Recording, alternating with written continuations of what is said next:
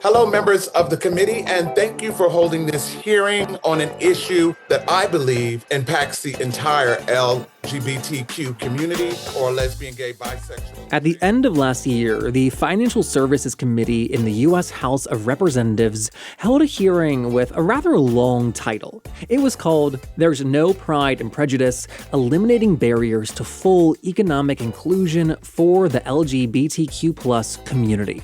Now, the fact that this hearing was taking place at all, let alone in November outside of Pride Month, when most places feel obligated to cover these issues, it really impressed me, as did one of the people they invited to speak, and that was Tanya Asapansa-Johnson Walker. I am a proud Black transgender woman.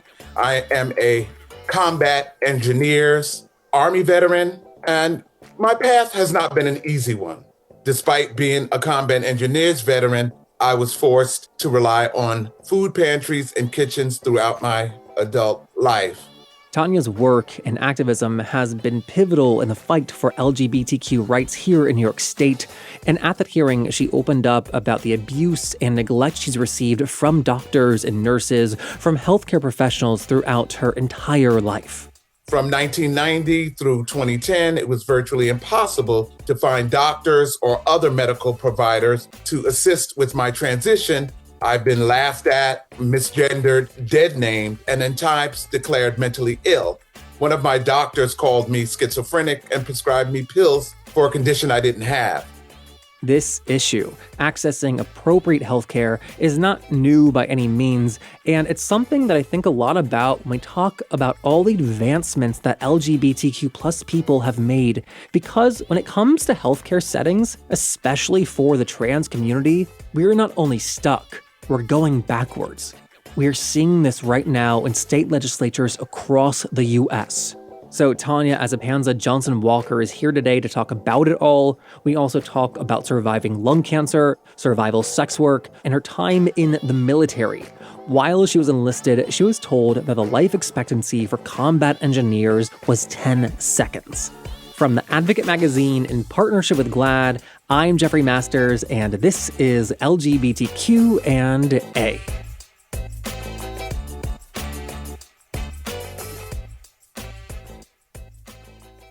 I want to go back to when you first joined the military.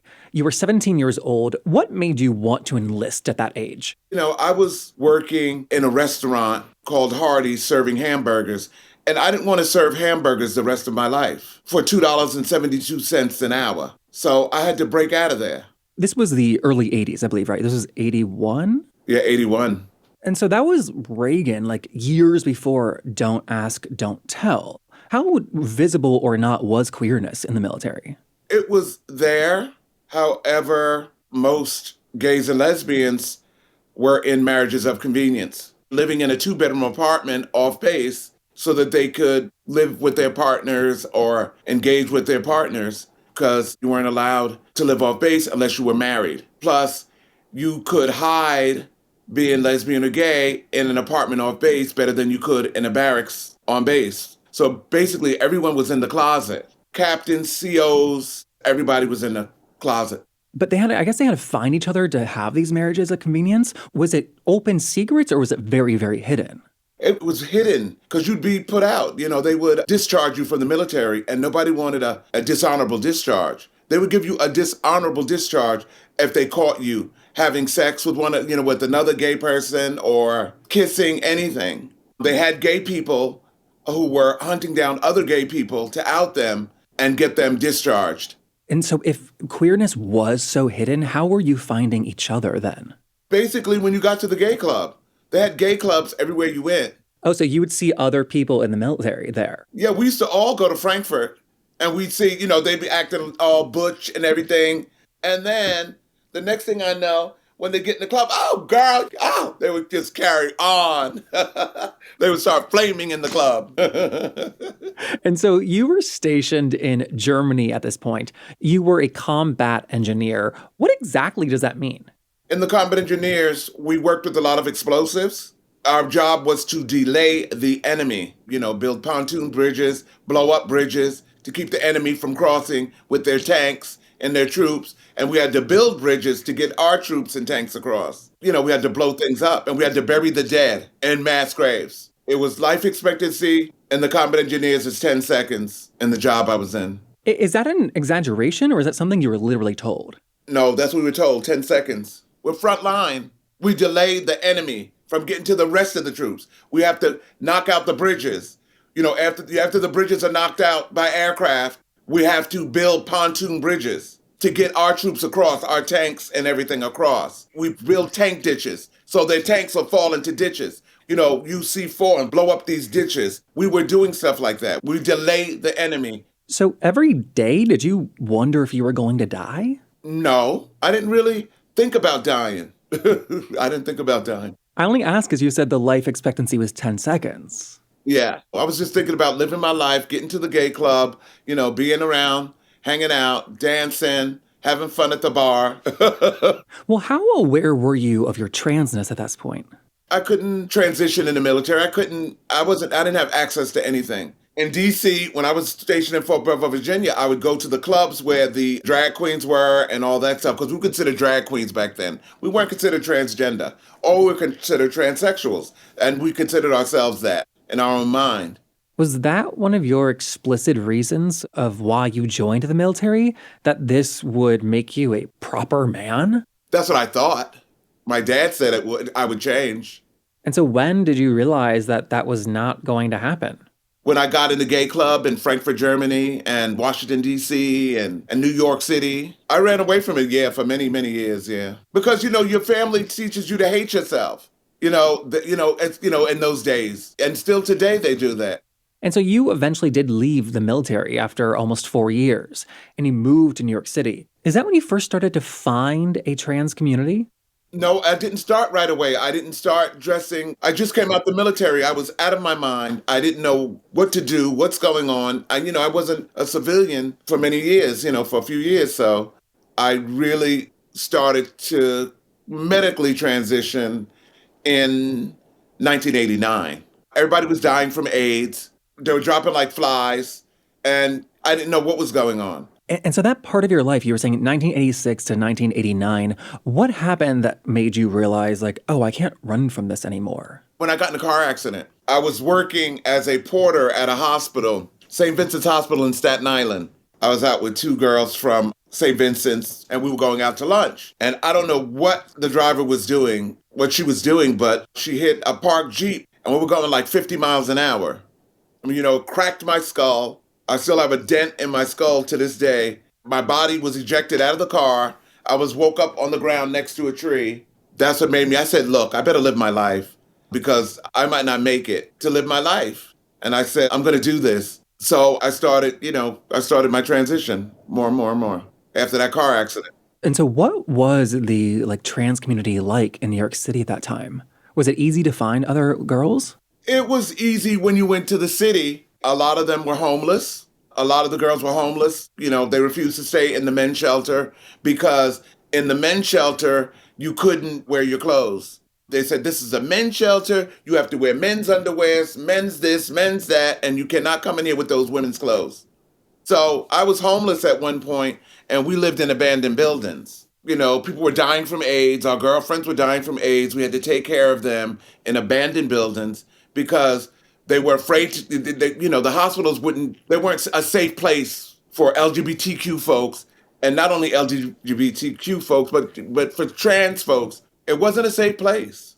People that were sworn to not do harm are working in the medical field, in the hospitals working today, doing harm to our people.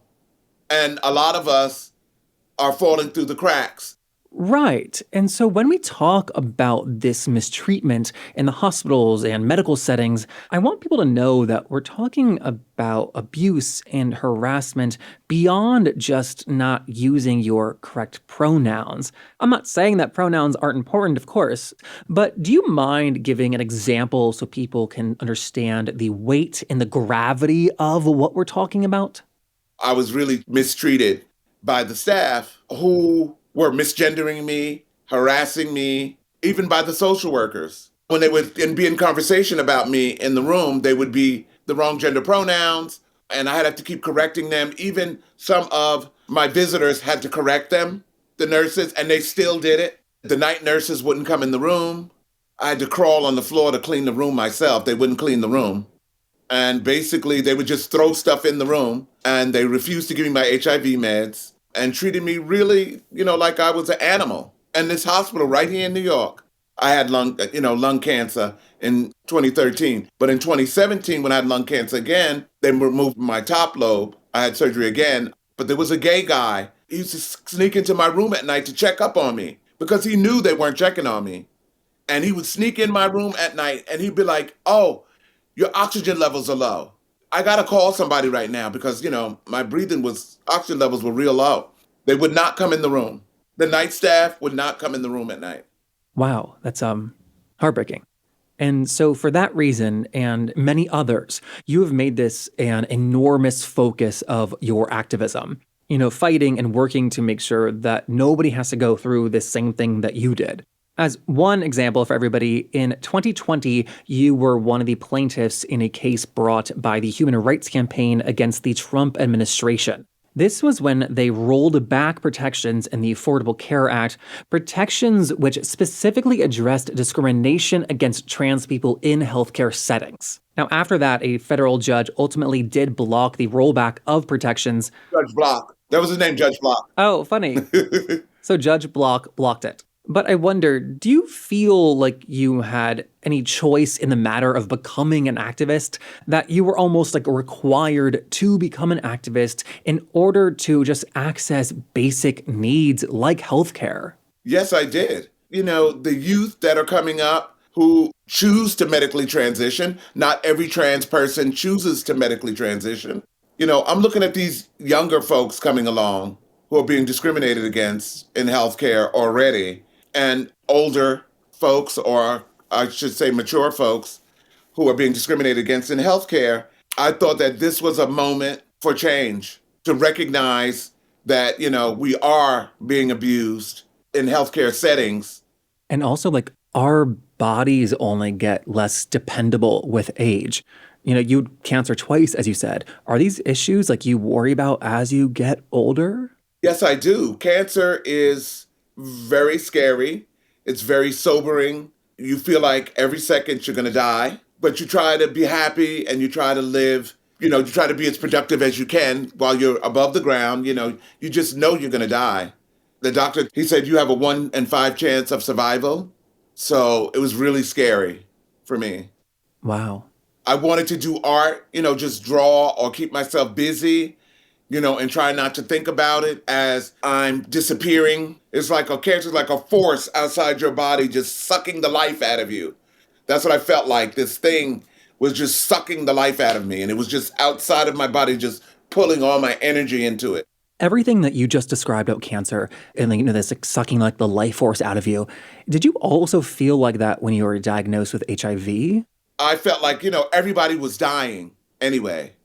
Most of my friends were HIV positive already. They had AIDS or HIV positive, and everybody was just dropping dead like flies. We had to take care of people with Kaposi sarcoma in abandoned buildings because they couldn't go to the hospital for care. People weren't out with their families. They didn't know their family member was transgender or gay. So some of the folks we had to take care of in abandoned buildings right here in New York City.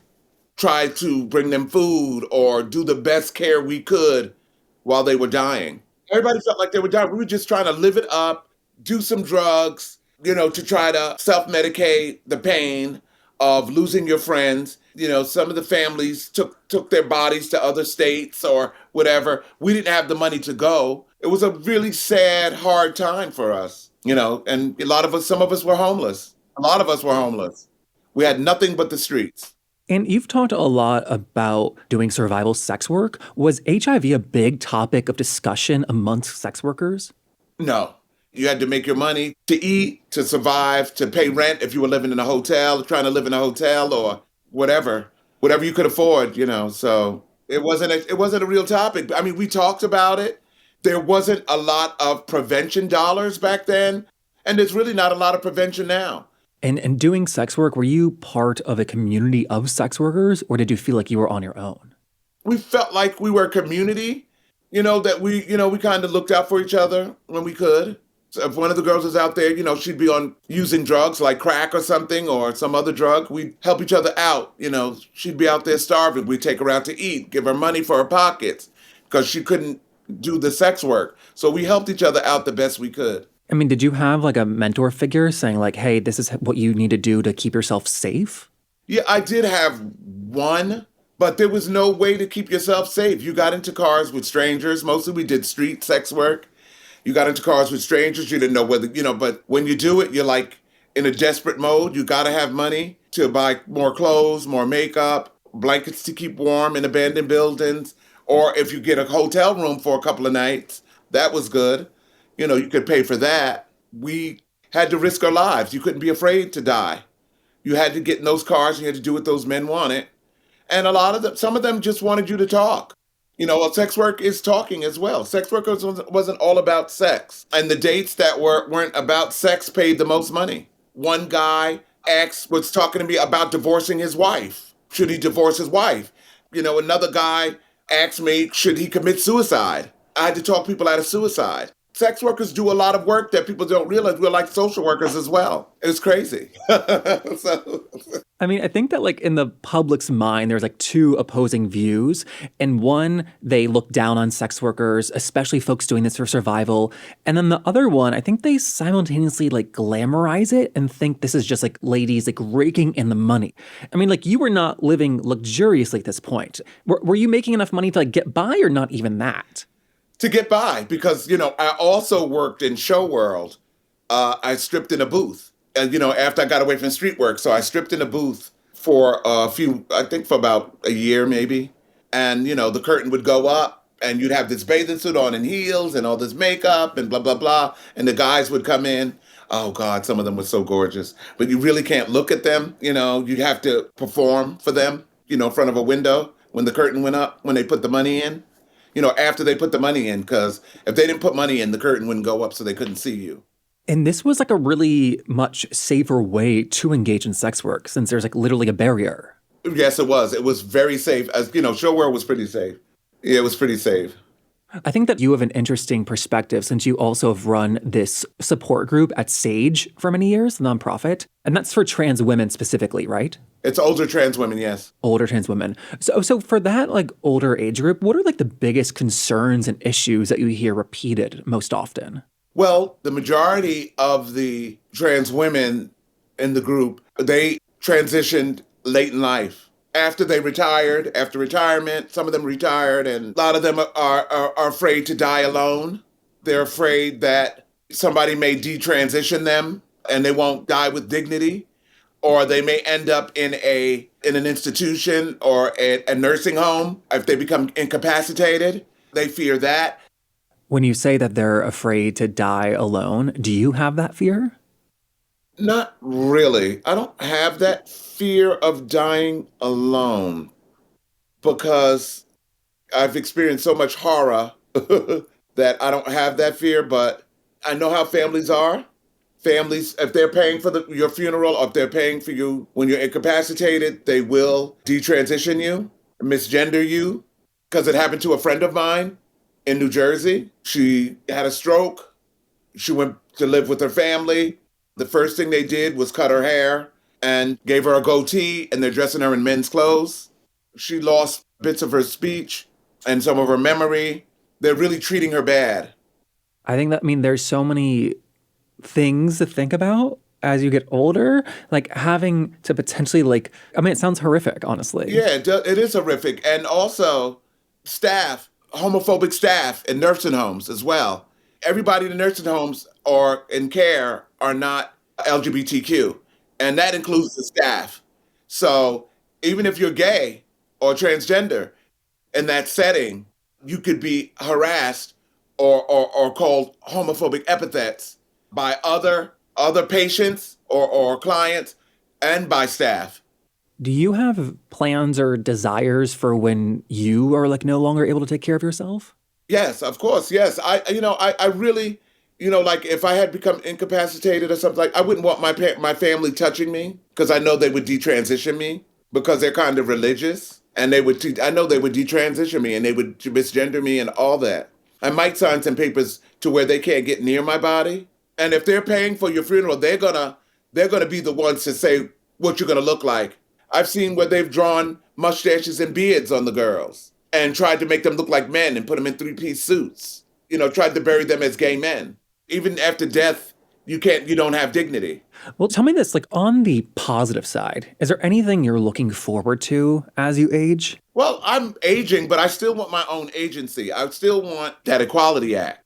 I fought to get gay and trans panic defense passed. Going to Albany. I get up at 4 o'clock and 3 o'clock in the morning and get the van and then go meet people in a central point in the city so we could go to Albany and tell our stories in front of the staff of elected officials and the Senate of New York State. I would drive everyone up there. And we got also conversion therapy passed. We fought to get that passed in New York State. We are out of time, but I appreciate you, one, doing this work, and then also just for being here today and the great conversation. So thank you. Oh, thank you. And that was Tanya Asapansa-Johnson Walker. Sage, the LGBTQ plus elders advocacy group, is the one who connected us, so big thank you to them for that. And then next week, we're continuing our Elders Project with a person who, well, you're definitely going to recognize him by the sound of his voice. Here's a clip. If you can fuck with gender, I'm going to do it. If there's a way to fuck with gender, Harvey's going to find a way to do it. If you don't ask questions, then what the fuck are you doing? That's the problem with happy people. Happy people don't ask questions. That, of course, is Harvey Fierstein with what is perhaps our dirtiest interview to date. So that comes out next week. And until then, I have a small request. And that is, surprise, it's the same thing we ask every single week. If you enjoy this interview, this podcast, please help us by spreading the word to every single person that you've ever met.